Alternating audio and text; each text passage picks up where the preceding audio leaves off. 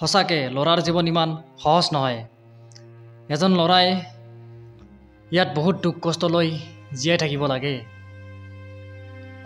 প্ৰথমতে ভাবিছিলোঁ মই অকলেই চাগে ইমান দুখত আছোঁ নেকি।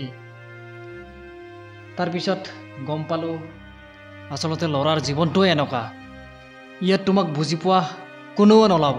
মোৰ এজন ব্ৰাদাৰ, সি হায়দৰাবাদত কাম কৰি আছে। নাম তাৰ নিজান মহাৰ। সি যোৱাকালি মোক কল কৰি কৈ আছে তাৰ জীৱনটো বোলে বহুত দুখত পাৰ হৈ আছে।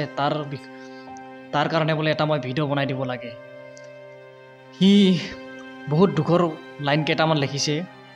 সেই লাইন কেইটা মই আপোনালোকক শুনাব বিচাৰিছোঁ। সঁচাকৈ লাইন কেইটা শুনি মই থাকিব নোৱাৰিলোঁ। মোৰ চকুৰ পানী ওলাই গ'ল।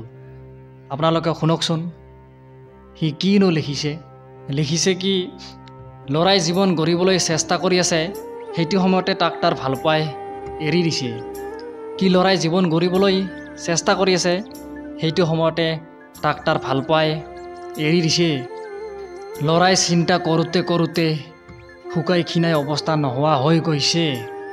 ইফালে ঘৰৰ মানুহৰ গালি, ওচৰ চুবুৰীয়াৰ নেগেটিভ কথা, এইবোৰে ল'ৰাজনক পাগলৰ নিচিনা বনাই দিছে।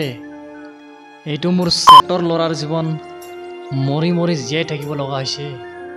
আৰে অলপতো তাক বুজিব চেষ্টা কৰা।